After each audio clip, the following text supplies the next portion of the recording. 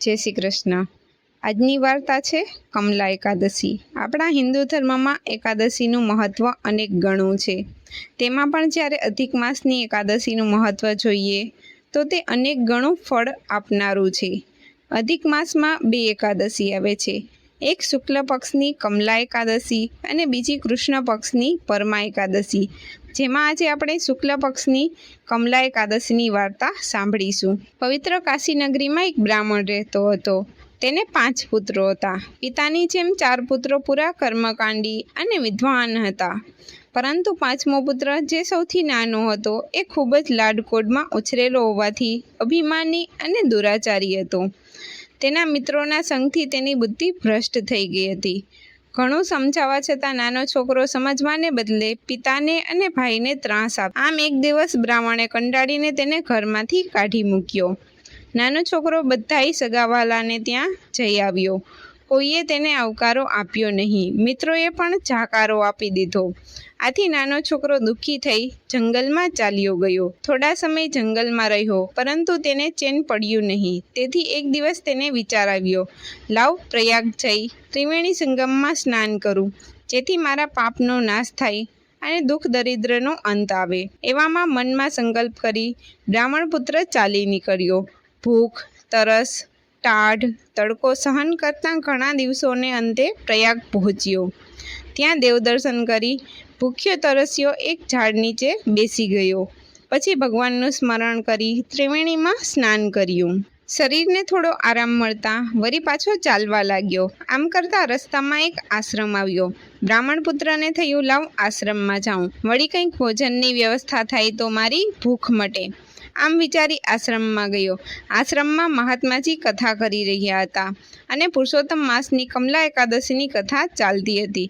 બ્રાહ્મણ પુત્રને થયું, કથા પૂરી થયે મહાત્માજીને બધી વાત કરી અને ખાવાનું માગીશ। આમ વિચારીને એ પણ કથામાં બેસી ગયો અને કથા સાંભળવા લાગ્યો।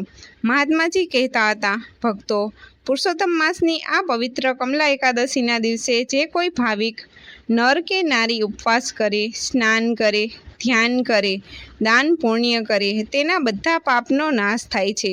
એટલું જ નહીં, લક્ષ્મીજીની એના ઉપર અપાર કૃપા રહે છે। ભક્તો, એ કમલા એકાદશી આજે જ છે।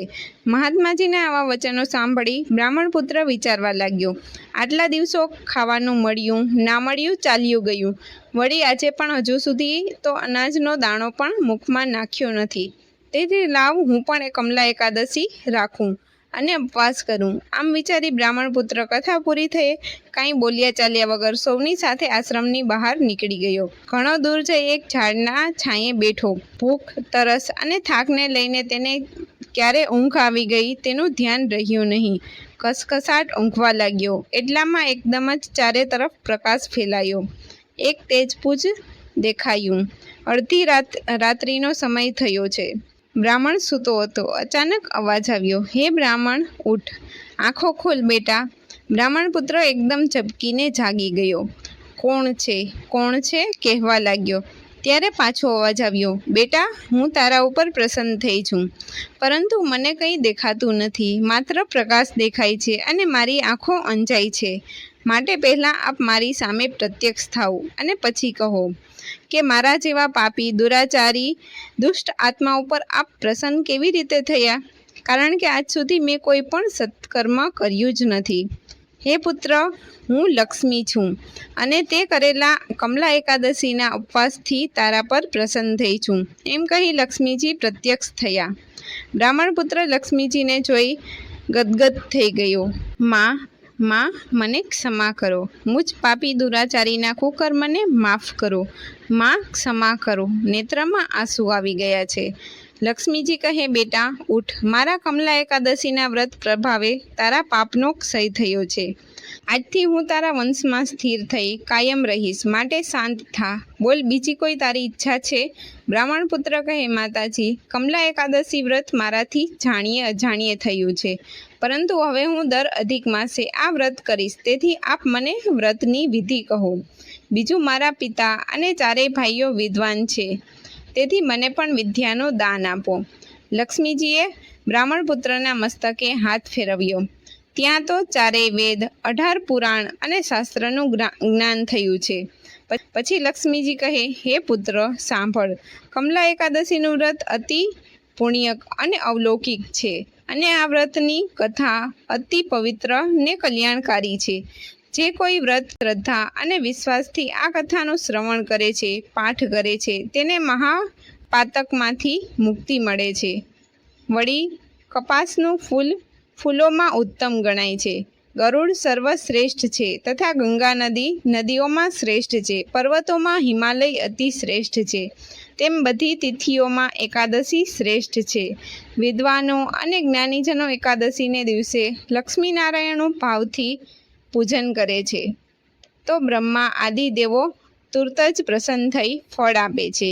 વળી બ્રાહ્મણ કલયુગમાં જે કોઈ ભાવિક નારાયણનું પૂજન કરે, હરિસ્મરણ કીર્તન કરે, રાત્રિના જાગરણ કરે, તેનો અંત સમયે મોક્ષ થાય છે.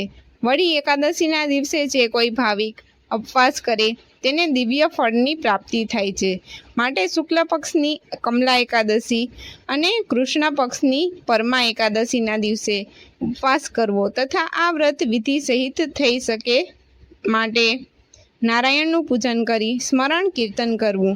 આમ એકાદશીની રાત્રે જાગરણ કરી બારસે વહેલી પરોઢે સ્નાન કરી ભગવાન નારાયણને પંચામૃતથી સ્નાન કરાવજે. તેને નારાયણ જેવું દિવ્ય સ્વરૂપ મળે છે. ભગવાનને પંચામૃતથી સ્નાન કરાવી પછી પ્રભુને કહેવાનું, હે નારાયણ દેવ, મને દિવ્ય જ્ઞાન ચક્ષુ પ્રદાન કરો. આમ પ્રાર્થના કરી બ્રાહ્મણોને ભોજન કરાવી દાન દક્ષિણા આપવી. પછી પંચતંત્ર મૌન ધરી સગા સંબંધીઓ, મિત્રો, સ્નેહીઓ સાથે બેસી ભોજન કરવું. આવી રીતે જે કોઈ ભાવિક એકાદશી વ્રત કરે એ આ લોકમાં સુખ ભોગવી અંતે વૈકુંઠમાં જાય છે. આમ બ્રાહ્મણોને એકાદશી વ્રતની વિધિ કહી છે. પછી બ્રાહ્મણને કહેવા લાગ્યા કે વત્સ, હવે તું તારે ઘેર જા, હું તારી સાથે જ છું અને નિવાસ કરીશ. પછી તો બ્રાહ્મણ પુત્ર પોતાને ઘેર ગયો. પુત્રને જોતાં જ બ્રાહ્મણે તેને આવકાર્યો. ચારેય ભાઈઓ તેને ભેટી પડ્યા. ભગવાન શ્રી કૃષ્ણ કહે, આમ કમલા એકાદશીનો અપાર મહિમા છે. જે કોઈ ભાવિક આ કમલા એકાદશીનું વ્રત શ્રદ્ધા ભક્તિથી કરે છે, તેની કથા સાંભળે છે, ઉપવાસ કરે છે, તેના પાપનો ક્ષય થાય છે. વળી તેને વૈકુંઠમાં વાસ મળે છે. ધન્ય એકાદશીનું વ્રત. જય પુરુષોત્તમ ભગવાન. આવી જ કથાઓ, વાર્તાઓ અને હકારાત્મક વાતો સાંભળવા માટે અમારી સર્વ ગુડ વાઇબ્સ ઓફિશિયલ ચેનલને લાઇક કરો, સબસ્ક્રાઇબ કરો અને શેર કરો.